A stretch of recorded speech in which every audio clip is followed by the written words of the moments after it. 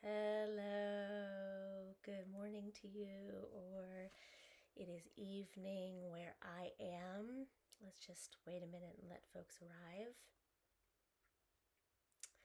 So, believe it or not, I have pre-recorded this session because just as we are scheduled to gather for our meditation practice, we are expecting a serious storm in Israel. And when weather comes in here, I lose my internet. And in light of um, the delicate and tender practice that I want us to do together today, I didn't want to lose my internet right in the middle. And so instead I've opted to pre-record. And if I have internet, then I'll be on with you so that you can put your comments in the chat and I'll be responding live. But the video itself, I have recorded at a time that I knew I would be able to upload it. So welcome. This is Finding Light in the Darkness. I am Rabbi Sarah Brandes with Kabbalah Experience, and we are here for 45 minutes of meditation practice. We're using an approach, a practice taken from the Buddhist tradition called metta, loving kindness meditation, as a tool, as a way of acting, walking as Kabbalists in the world, of finding those sparks of light hidden, maybe even in the deepest darkness, and of working our hearts, stretching our hearts, so that we can transform ourselves from within in order to create ripple effects out in the world. So by now, I hope that we're here. Hello, everyone. Welcome. Let's begin to settle into practice. So we have been gathering this class through this Facebook live stream for about a month now, and I just want to take a few minutes to go back to some basics. The mode of meditation that we're doing here together on Tuesdays at 9 a.m. Pacific, 10 a.m. Mountain Time, and it's 7 p.m. in Israel when I stream to you live. It is what's known as a cultivation practice, which means we are intentionally repeating words or phrases in order to cultivate particular mind states. In this case, we're using phrases of goodwill, of well-wishing, in order to show compassion to ourselves and to other living creatures. And we do that as a way of cultivating a particular mind state. But all cultivation meditation practices, they are based on a foundation of what we might call a concentration practice. In order to meditate, I need to be able to effectively pay attention. And so, whether or not you were with us for our very first class session, in that first session, I recommended that if you want to be taking on in this season this metta practice that we're doing in this class, I really recommend taking on at least a 5-minute a day concentration practice. What does that mean? So, the phrase to pay attention in Hebrew, I love it as an expression in Hebrew. The word for pay attention in Hebrew is sumet lev. The sim means to place, and lev is my heart. So when I pay attention, I place my heart in a given direction, a given location. And meditation is the intentional placing of heart in any given direction.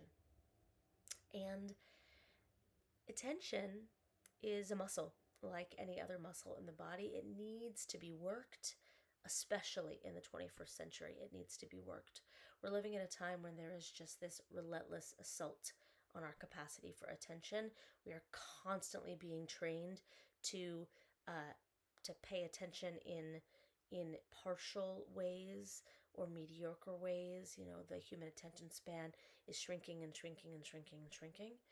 And as a result, if we want to have the capacity to hold our mindfulness, to place our heart in a given location long enough for the heart to be transformed, for us to be transformed or for that space in the world to be transformed, we have to work it. We have to work it out. We have to exercise our capacity for attention. And so, I want us to begin together right now with 5 minutes of concentration practice, which is to say, let's settle in now. Hopefully, you've logged in from the space that is your dedicated practice space. We want to be setting ourselves up for success by establishing good habits. And so, hopefully, you're practicing in the same place every day. And so I've joined you here from my home altar space, and I hope that you are in yours. And let's begin with 5 minutes of a concentration practice. So right now, let's take a deep breath. And with this first intentional inhale, let's feel the spine grow long. And as we exhale, let's just soften and let the eyes gently close, coming into full presence with the body. We're going to take the next 5 minutes and bring our attention to the breath. Letting the attention hold on the breath. Because we've been doing so much work with the heart, let's specifically pay attention to the feeling of the rise and the fall of the chest as breath enters and leaves the body. So you're just letting the breath be at its regular pace. And you're bringing the fullness of your attention to the felt sense of the sternum rising as breath enters the body, the way the rib cage expands and the collarbone expands, and then the felt sense of the chest softening as breath leaves the body. Our posture is erect and proud, but not rigid. The body is soft. The face is soft. Ideally, breath is entering and leaving through the nostrils. And you are bringing the fullness of your attention to the felt sense of being breathed. The breath entering and leaving the body. And just noticing the nature of the mind is to wander away. And so we exercise our muscle of attention each time we notice we've wandered. Without judgment, we lovingly bring the attention back to that felt sense of the breath, causing the heart to expand, the easefulness, the softening that comes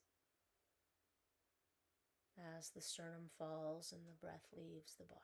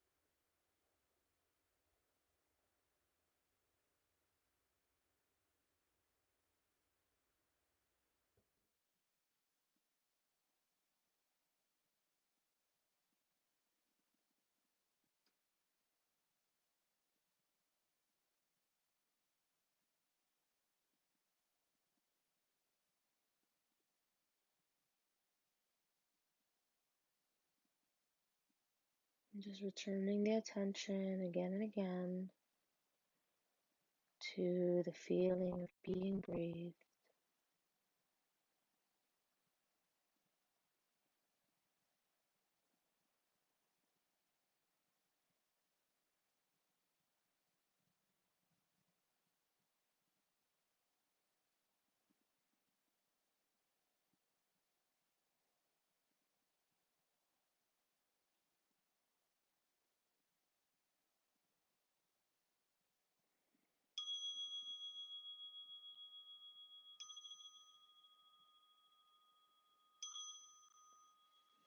Okay, and you can gently let the eyelids flutter open. And let's take another deep breath in as we extend the arms up. And exhale and drop the shoulders. And inhale, stretch the arms long. And exhale, bring them down in front of the body. Okay, and I really strongly encourage you to commit to sitting like that for 5 minutes every day. It's a beautiful thing to do when you wake up, before you enter the hubbub of the day, or as a practice to close the day. So I hope you were with us when we practiced last week, or maybe you have registered for the premium version of the course and watched the recording. Last week, we did a beautifully powerful practice where we worked on directing well wishes to ourselves, but we drew on the inspiration of all of those who have loved us in our past up until now. So we as human beings, humans as mammals, we are profoundly vulnerable. Unlike, a horse, for example, that walks the day that it's born, or a cow, we human beings take, 6 years to do what many mammals will do within the first year of life. And we really take even longer than that before we can possibly fend for ourselves in the world. What that means is that if you've made it to adulthood, no matter how fraught your childhood was, and we all have fraught childhoods in one way or another, no matter how fraught it was, the very fact that you made it intact to adulthood means that you were loved and cared for, at least on some level. Maybe flawed, maybe not perfect, but on some level, there were people who were older and more resourced who were making sure that your most basic needs were met. And there was love in that, even if it wasn't a perfect love. And so last week, we wanted to direct our well wishes to ourselves. And so we visualized, we invited into the mental space of our practice so many people who have loved us. Maybe family members, maybe teachers or role models or camp counselors. Along our practice, we eventually welcomed our pets. Um, and we imagined them standing behind us in an arc, just holding us, sheltering us in arms of love. And then we placed ourselves in that arc, and we imagined ourselves both as source of chesed, of profound loving kindness, and also recipient of chesed, of profound loving kindness. And that's how we played with metta for ourselves.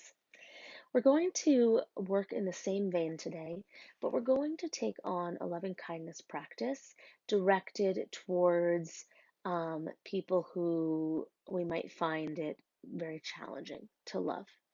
In the simplest terms, we could call this our enemies, practicing metta when facing an enemy. But even if you're not someone who has enemies, the reality is that when we get to know the inner contours of the heart, what we find is that on one hand, the heart is made to love. That's just what it's here for. It's what it does. Yes, the anatomical heart pumps blood, and the energetic heart gives love.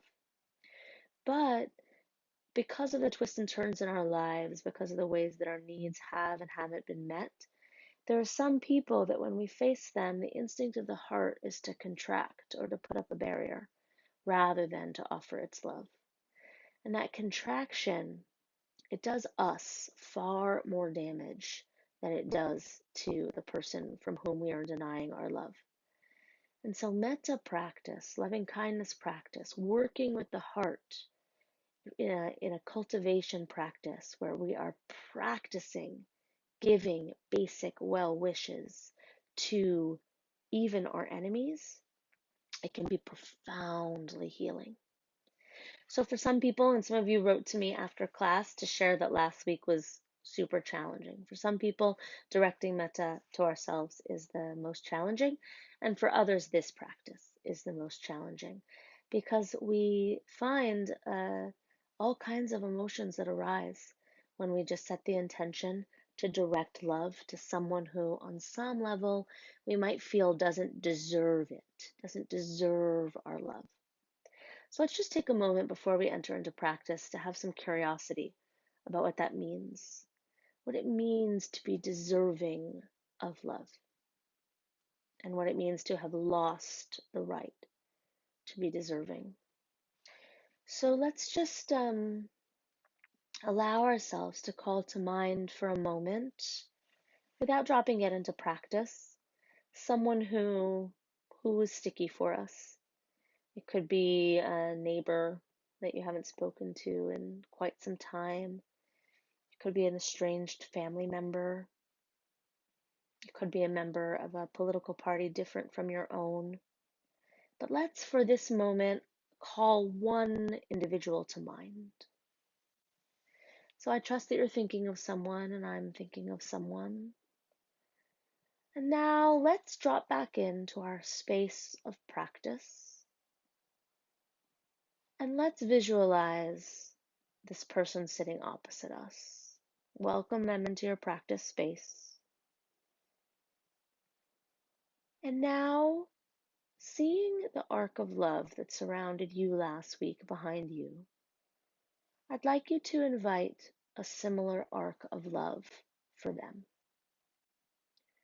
Whoever they are, welcome into your practice space.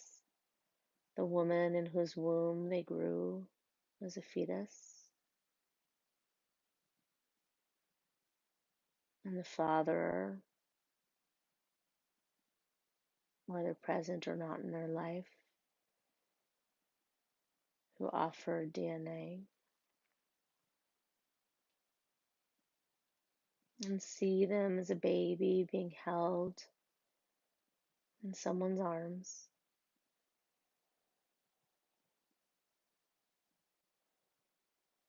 And if you know this person,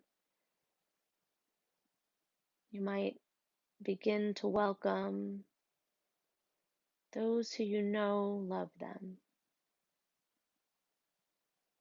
So if you know their partner or their children,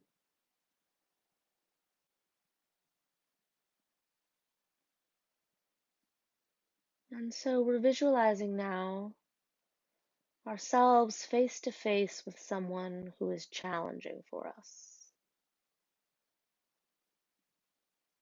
And we're surrounded by a circle behind us, those who love us, and behind them, those who love them.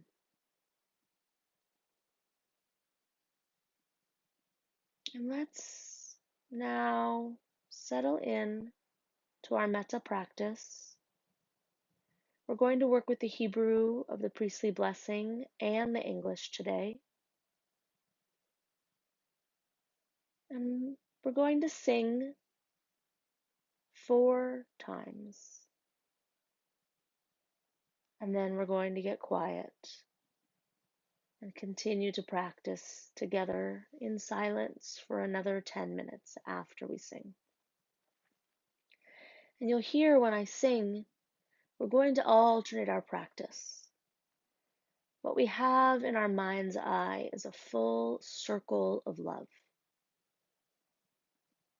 Those who love us at our back, those who love them at their back. And then we are going to cultivate compassion, offering well wishes to them and to ourselves, and to them and to ourselves. So dropping again into practice, the spine is long, the palms are soft, the cheeks are soft. Take a deep breath in, and I encourage you to sing with me. We'll start by saying you, and then we'll say I. Inhale. May you be healthy and free from suffering. May you be joyful, may you be free. May you accept yourself just as you are. May you know peace. And visualizing that divine countenance, source of chesed. Yivarechecha Adonai v'yishmerecha. Ya'er Adonai panav elecha. Yisa Adonai panav elecha. V'yasem lecha shalom. Now may I be healthy and free from suffering. May I be joyful, may I be free. May I accept myself just as I am. May I know peace. May you be healthy and free from suffering. May you be joyful, may you be free. May you accept yourself just as you are. May you know peace. Yivarechecha Adonai v'yishmerecha. Ya'er Adonai panav elecha. Yisa Adonai panav elecha. V'yasem lecha shalom. May I be healthy and free from suffering. May I be joyful, may I be free. May I accept myself just as I am. May I know peace. Yivarechecha Adonai v'yishmerecha. Ya'er Adonai panav elecha. Yisa Adonai panav elecha. V'yasem lecha shalom. And continuing in silence with your practice. Well wishes for them and for you and for them and for you.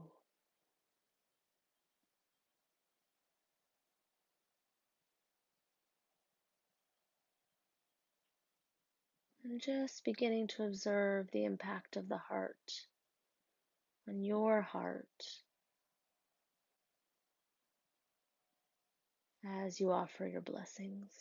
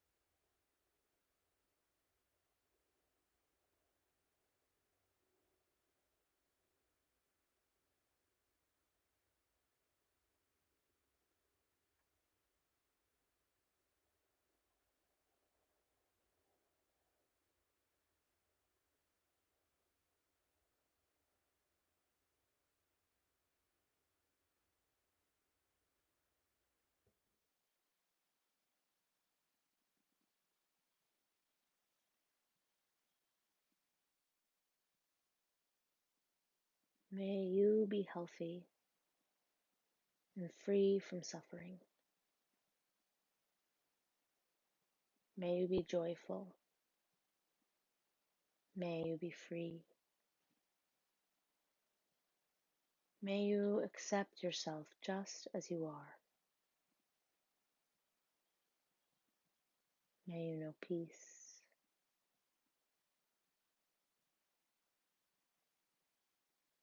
May I be healthy and free from suffering. May I be joyful. May I be free. May I accept myself just as I am. May I know peace.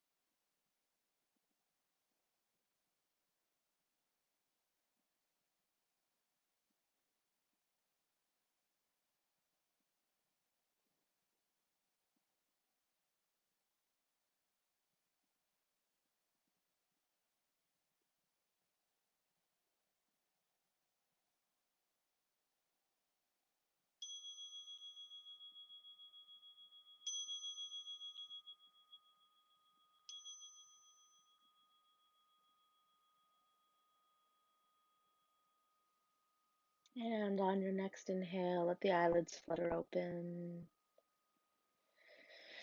And take a deep breath in. And then let's begin to do a body scan, crown to root. Just dropping that scanner down. Noticing how you feel after that extended time of practice. Returning the fullness of your attention back to your heart space. And just place the hands on the heart and see how the heart is doing. This week more than ever, I would really love to hear from you how this practice has impacted your heart. So you might take a moment now and write it into the comments if you feel comfortable, or you can send me an email.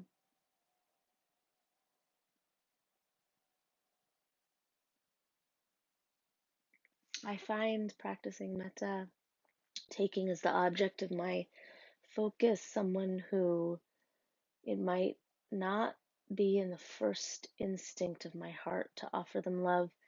I find it to be very powerful. And I find that it changes the shape of so many of my interactions by investing in this type of practice. I find that it makes my heart feel lighter, both as in less weighty and also as in more filled with light. The impetus behind the class and the title of the class, Finding Light in the Darkness, it came in a conversation between myself and the executive director of Kabbalah Experience, Melanie Grunwald, and we were noticing just how dark these days have been and how crucial it is that we find a way to uncover those sparks. As Kabbalists, we believe that there is light hidden in every dark corner, that is the essence of this place, that earth is the vessel, it's the container that holds all of the original light of creation that exploded and sprinkled out like sparks, that settled into all of the deep dark places of this place. But that covering over each one, each spark is an outer shell that must be released. So we have celebrated we've welcomed in the new moon, which means we are in the Hebrew month of Adar. It is a month of joy, of joyfulness, and it is a month when we are commanded to come face to face with evil, to look right into the eye of evil, and to say, even staring down evil in the eye, I can cultivate joyfulness. So this week's practice was a warm-up, and next week we're going to work with the themes of Purim. We're going to work with Haman, and Haman is meant to be a symbol, a caricature of the face of evil as it's risen throughout history, as it rears its head. So next week we're going to discuss some of the complicated instructions around remembering our responsibility to wipe out the memory of evil. We're going to draw on this practice to see if we can't find a way to open our heart, even in the face of evil.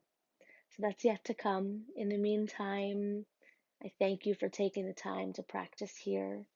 If you're interested, there's a supportive e-reader that goes with this class that you can purchase it. The link is in the chat. You can access all the past recordings. I hope you will choose to join us next week Tuesday morning, 9 a.m. Pacific, 10 a.m. Mountain Time, noon Eastern. And I hope that you will choose to download a meditation app this week and to challenge yourself to begin a concentration practice for at least 5 minutes a day. The research shows that really, really awesome stuff starts to happen at 20 minutes, but 5 minutes is enough to strengthen that muscle of attention, and it's giving you the gift of 5 minutes of deep breathing, 5 minutes of relaxation.